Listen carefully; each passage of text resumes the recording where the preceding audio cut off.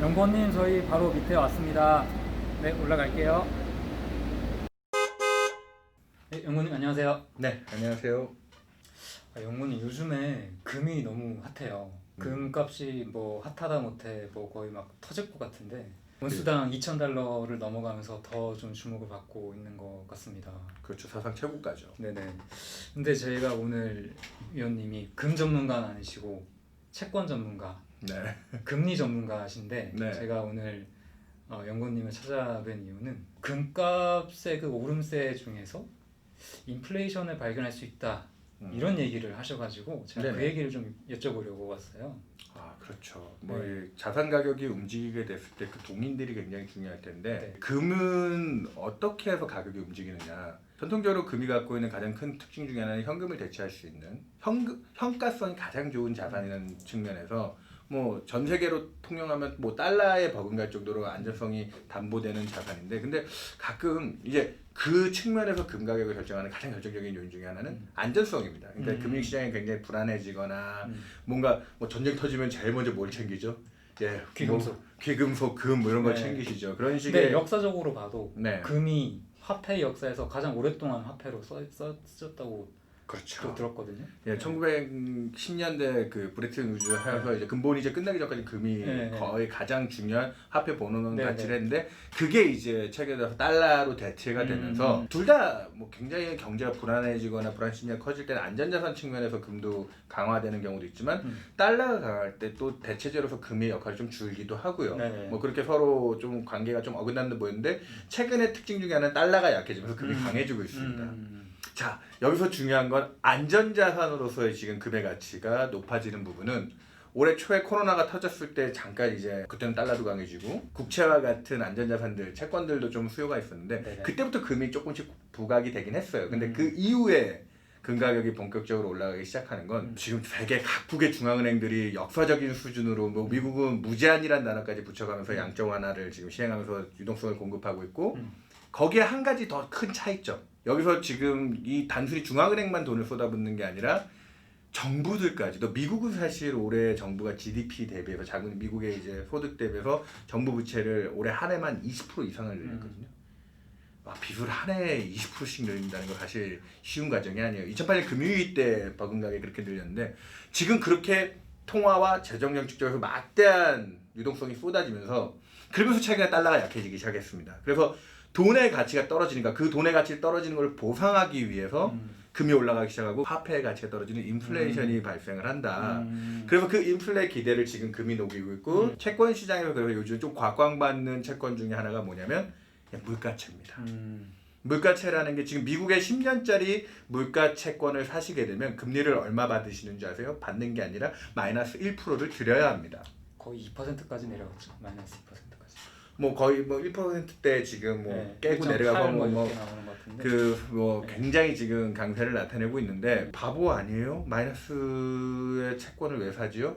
물가채의 특성은 그 물가가 올라가는 그만큼을 보상을 받는 성질이 있기 때문에 마이너스 1%를 제시하더라도 지금 향후에 물가가 그거를 뛰어넘는 정도 수준. 지금 미국의 10년짜리 국채를 그냥 사시면 0.5%밖에 이자를 안 주는데. 세계 중앙은행들이 네. 통화 정책을 통해서 활발하게 유동성을 공급하는 데 더해서 네. 코로나 위기 국면에서는 정부 사이드에서도 재정 정책으로 돈을 마구 쏟아붓다 보니 네. 시중의 유동성이 아주 많아졌고, 맞습니다. 그러다 보니 돈의 가치, 화폐의 가치가 떨어지게 되는 건 자연스러운 것이고, 내가 들고 있는 돈의 가치가 떨어지니까 그 떨어지는 가치만큼의 뭔가를 보상을 받기 위해서 금을 이제 사람들이 찾는 것이고, 그렇죠. 본원 가치를 지킬 수 있는. 금은 뭐 이자율에 따라서 가치가 달라지는 자산이 아니기 때문에 그래서 금을 찾는 것이고. 그래서 네네. 지금 최근에 금뿐만이 아닙니다. 그렇게 실물 자산이라고 할 수 있죠. 그리고 요 근래 금과는 또 본원 가치는 다를 수 있다고 하지만 비트코인도 다시 많이 올랐어요. 그리고 또 토지 가격도 미국도 올 초까지만 해도 전년 대비해서 부동산 가격이 증가율이 계속 떨어져서 한 물가 수준 정도 수준으로 3% 내외 정도로 줄었다가 최근에 돈이 풀리고 나서 6월 달까지 미국의 부동산 가격 상승률이 6%대로 올 초보다는 뭐 겁절 정도 또 부동산 가격 상승 속도도 빨라지고 알겠습니다.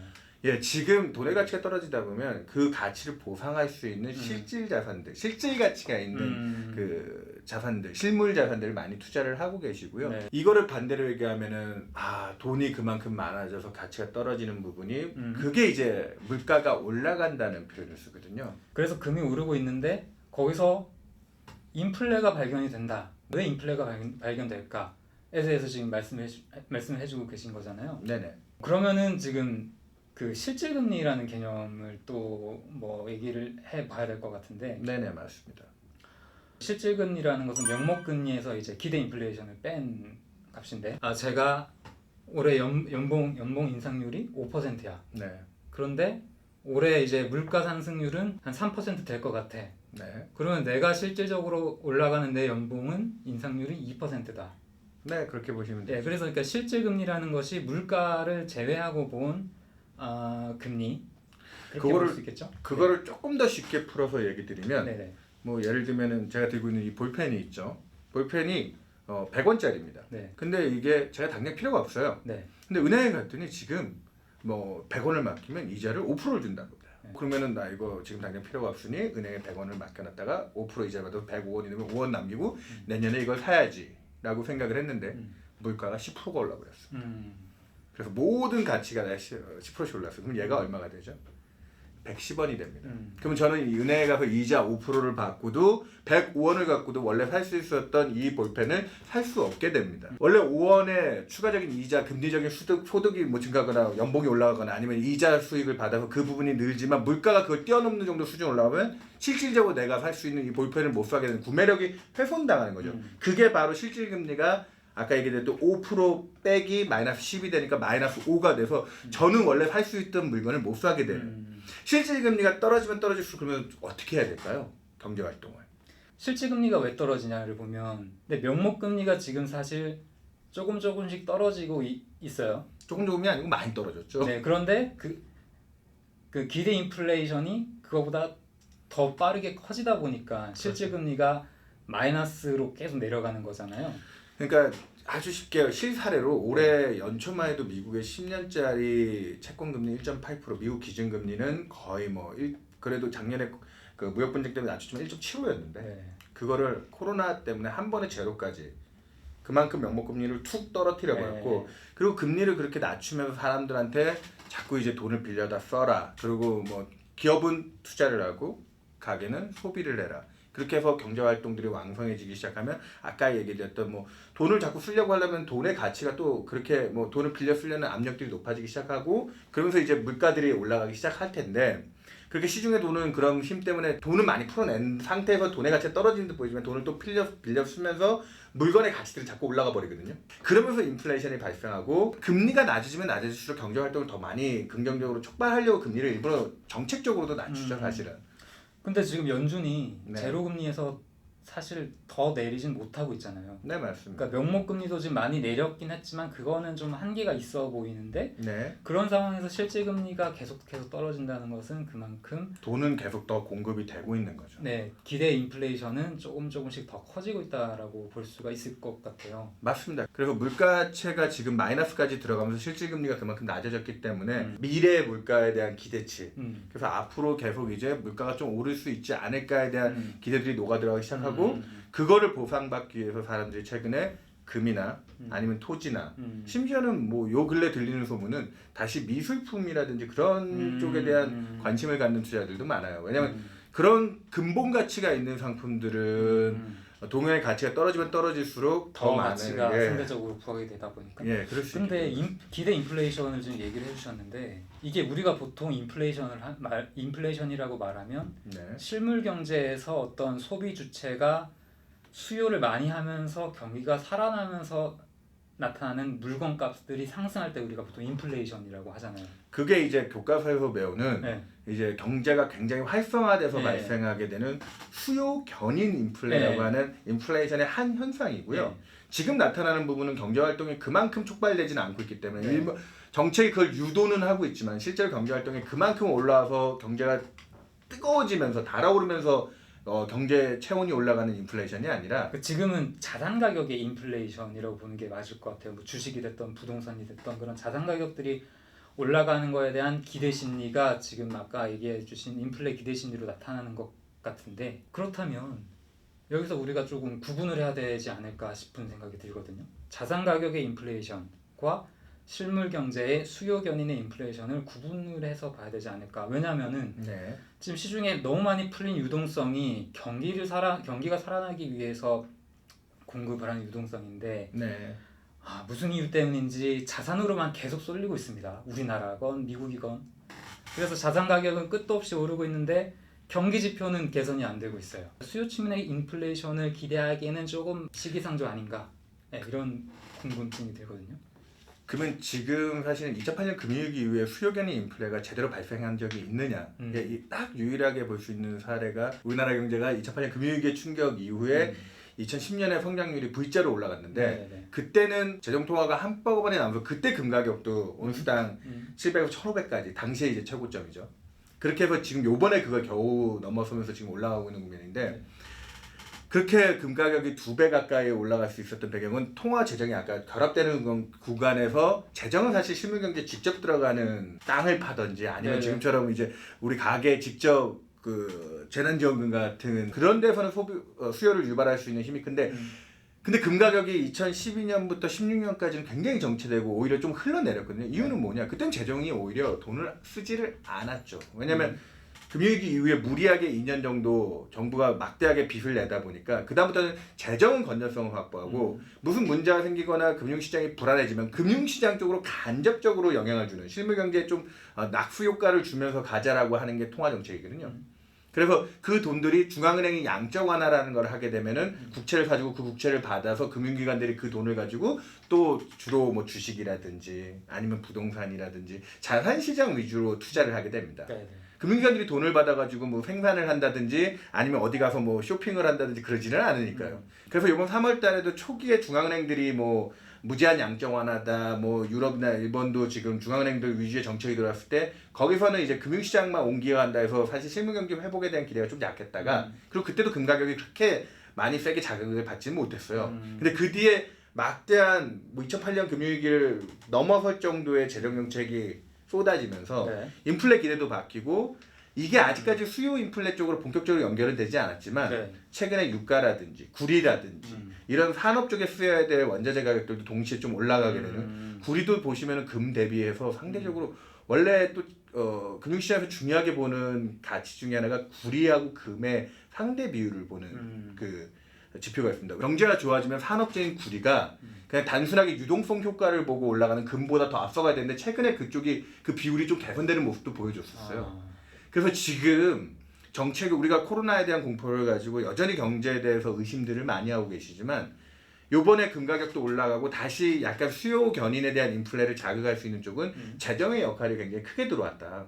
통화정책은 지금 금리도 역사상 최저 마이너스 금리를 택한 지역들도 나왔고 미국도 제로인데 여기서 약간 한계인식이 있는 거에 비해서 재정이 들어와서 거기서 풀리게 되는 돈의 힘이 내년도까지 인플레에 대한 기대들을 좀 더 자극하고 있고, 우리가 코로나 위기가 나타나기 직전으로 한번 되돌아가 보면 그때 당시에도 사실 인플레 얘기는 전혀 없었거든요.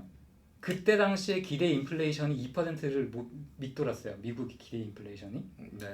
그런데 지금 재정정책, 코로나19를 극복하기 위한 재정정책을 추가로 쏟아붓는다고 해서 실물경제 수요 견인을 하는 인플레이션으로 이어질까? 그건 약간 의문이 들거든요. 코로나19 이전 수준 자체가 그렇게 경기가 막 좋았던 시절은 아닌 것 같거든요. 미국 기준으로만 놓고 보면은 17년부터 19년까지 목표 수준이 2% 이상의 실제로 헤드라인 물가를 기록했고요. CPI 물가, 소비자 물가 기준은. 그때는 트럼프가 또 썼던 감세라든지 여러 경기 부양책 때문에 미국의 성장률이, 미국 전체 성장률이 2%가 안 되는데 2% 이상, 트럼프가 지금 제일 많은 기간 동안 코로나 터지기 전까지 2% 이상을 했거든요. 그러니까 미국이 그만큼 자극적인 정책을 써서 성장과 물가가 그 정도 수준을 유지했고 다른 국가들은 그만큼의 정책을 하지는 못했어요.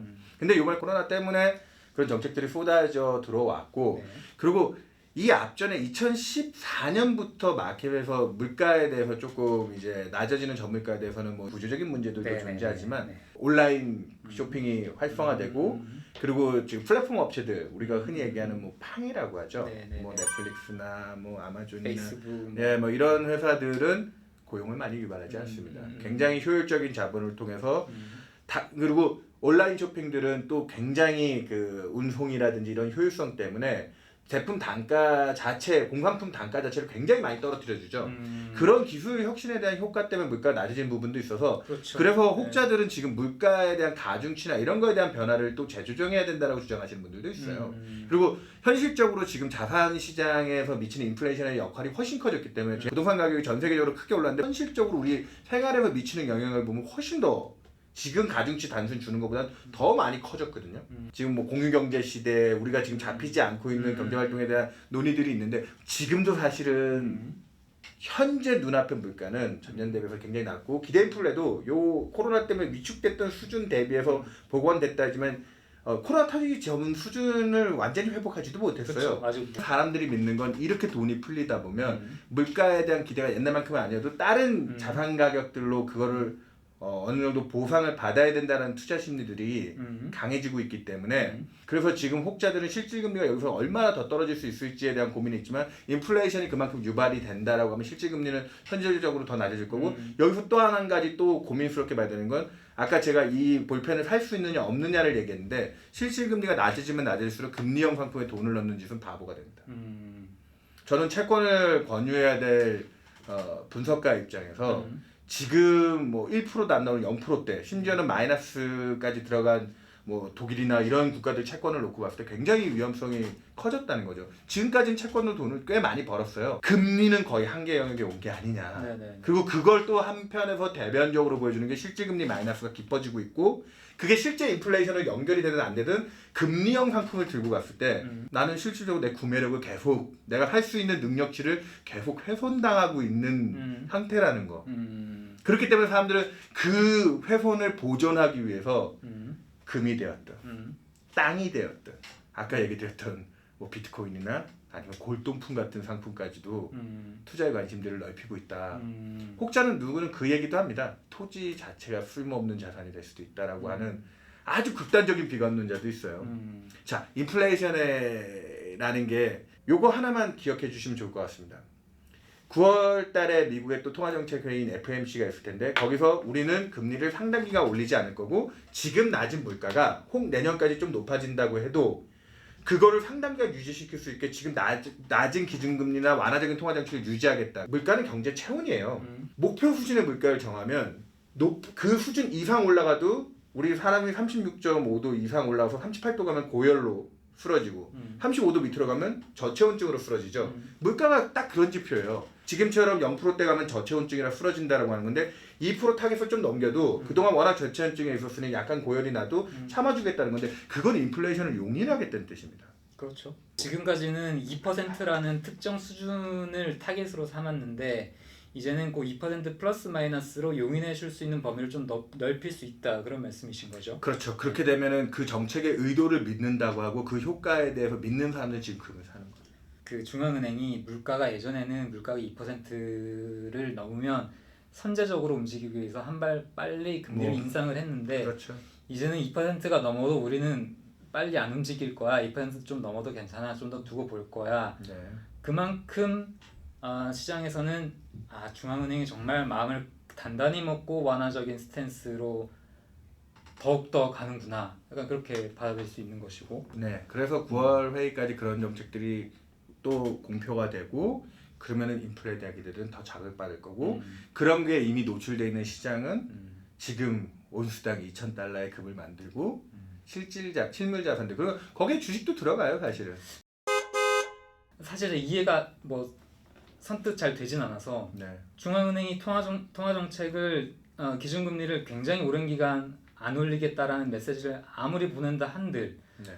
지금 최근에 요 몇 년 몇 개월 사이를 보면 그런데 한들 자산 가격만 올라가는데 이게 과연 실물 경제 회복으로 이어질 것인지 그것도 좀 불투명하고 네. 무엇보다도 지금 코로나19 국면이 미국에서 안정된 것도 아니고 네. 미국 경기 지표가 뭐 고용이 됐건 소비가 됐건 더욱더 추락할 수도 있는 것이고 단지 그 연준의 그런 스탠스 하나만으로 실물 경제에서 수요 측면의 인플레이션이 발발할 수 있다? 그 전에 뭔가 조금 더 확인을 해봐야 되지 않을까 이런 생각이 좀 들어요.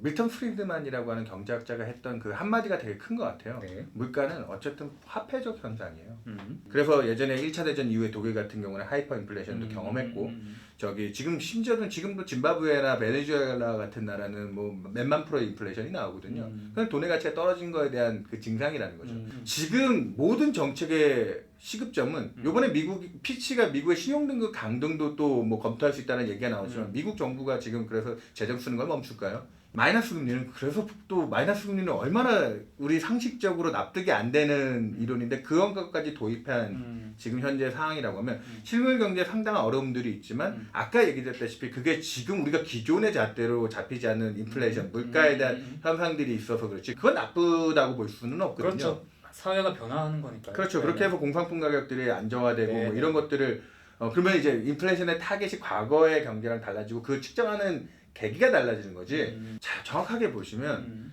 요번 코로나 국면 이후에도 보시면 기존의 구 경제들은 굉장히 처져서 금융 관련 산업들 뭐 이런 것들은 상대적으로 좀 처지는 반면 언택트 관련된 주식이라든지 뭐 바이오 관련된 주식이라든지 이런 주식들은 꿈과 희망을 가지고 지금도 계속 올라가거든요.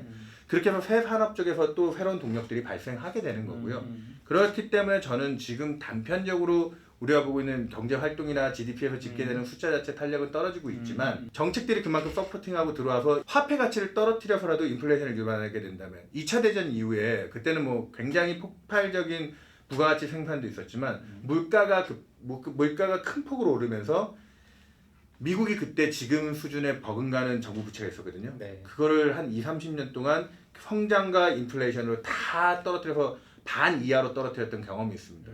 이번이 그때처럼 그렇게 드라마틱하게 진행되지는 않지만 정책의 의도는 비교적 명확하게 되는 산업에 좀 밀어주는 쪽으로 가고 인플레이션도 화폐 가치를 떨어서 그러면 이제 부채에 대한 부담도 줄거든요. 내가 전에 지었던 빚이 100만 원이 물가가 올라감으로 인해서 또 그렇죠. 희석되는 돈의 효과가 가치가 떨어지니까. 희석되는 효과가 있기 때문에 네. 그런 것까지 유발한다고 치면은 권 기자님이 지금 올라간 가격들에 대해서 그래서 약간의 의구심이나 의심이 있지만 지금까지 올려놓은 거에 대한 현상들 그거에 대한 믿음이 있는 거 그게 약화돼서 꺾이게 되는 시점엔 또 다시 정책이 또 커버할 수밖에 없는 상황이 될 거라는 거죠. 민간의 자생력이 원활하게 돌아가는 거는 좀 어려워질 수 있긴 하지만 그래도 지금도 뭐 테슬라라든지 새로 등장하는 기업들은 생각한 거 이상으로 또 실적들을 끌어올리면서 아마존 같은 회사는 이제 안정권에 들어왔죠. 그런 식으로 돈을 벌기 시작하면서 그 회사들이 또 그 부를 나눠 가질 수 있는 사회가 앞으로도 될 거라고 보기 때문에 네. 알겠습니다.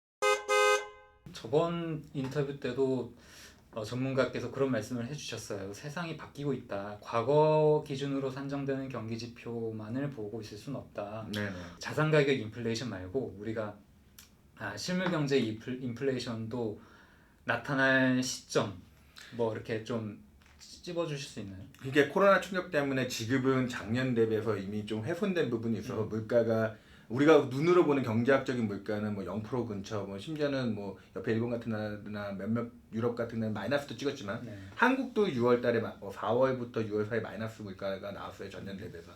하지만 지금이 바닥을 통과하는 과정이라고 보고 있고 여기서 가장 결정적인 게 원자재 가격이나 뭐 이런 부분들은 이미 좀 올라가면서 그쪽에서 이제 기저효과 같은 거 생각해 보면 올해 지금 흔히 얘기하는 그 경제 충격에 의한 그 구덩이를 메꾸는 건 앞으로 한두 달 정도. 네. 그러고 나면 정상화되는 과정은 또 시간이 필요하겠죠. 구덩이를 다 메꾸고 나면 정상화되는 거는 내년 상반기 뭐 한 3-4월쯤 가면은 미국은 아마도 물가의 목표라고 하는 2% 정도 내외까지는 올라갈 수 있을 것 같다. 그 지금 낮았던 물가 대비 그 정상화를 회복했다고 해서 그거를 마냥 좋아할 수는 없지만 그쵸. 그 정도까지 복원이 가능하고 우리나라는 다른 구조적인 문제들이 있기 때문에 우리도 한 2% 정도를 목표로 두지만 내년도에도 우리나라는 한 1% 정도? 뭐 지난 몇 년간 평균 물가가 우리나라가 1% 내외거든요 사실은. 네네네. 그 정도는 내년 상반기 정도에는 복원할 수 있을 거다. 우리나라는 미국보다 물가가 처지는 이유는 뭔가요? 뭐 구조적인 이유. 네, 인구론적인 문제도 있고요. 최근에 원화가 절상되면서 뭐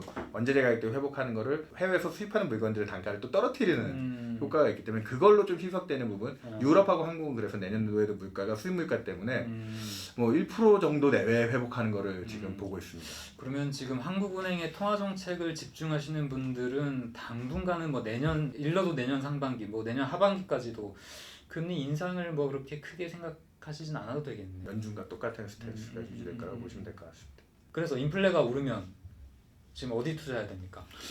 뭐 지금 하고 있는 자산의 관성은 좀 더 유지될 거라고 보고 있고 네. 거기에 제가 메인으로 보고 있는 지표 중에 하나가 네. 전 세계 주요 국가들의 유동성을 측정하는 뭐 M2의 잔액들을 좀 합산해서 그 증가율을 보고 있는데 M2라는 것은 시중 유동성을 그렇죠. 뭐 얘기하는 현금에 것이고. 무슨 뭐 금융성 상품들 막 더해서 시중에 뭐 얼마 전에 우리나라 문재인 대통령도 시중에 3,000조의 자금이 풀려 있는데라고 거론하셨는데 그게 M2 잔액이에요. 네네. 대통령께서도 언급하셨죠. 그만큼 많이 돈이 풀려서 뭐 자칫 뭐 부동산이나 자산 가격을 너무 끌어올리는 데 쓰이지 않겠냐는데 실제로 그렇게 쓰이고 있고요. 그 돈의 힘의 증가율을 놓고 보면 작년까지는 중앙은행들이나든지 정부 정책이 무리하지 않았기 때문에 기조효과는 내년 초까지는 그 증가율은 업사이드가 있습니다. 그것 때문에라도 물가는 오를 거예요. 그래서 저는 내년 상반기까지는 오히려 위험 자산들이 지금까지 투자했던 상품들이 조금 다들 의심들을 너무 많이 하시거든요. 단기에 이 경제는 좋아지지 않았는데 저도 코스피 1800대 제가 들고 있었던 상품 뭐 주식 관련 상품들 팔아봤더니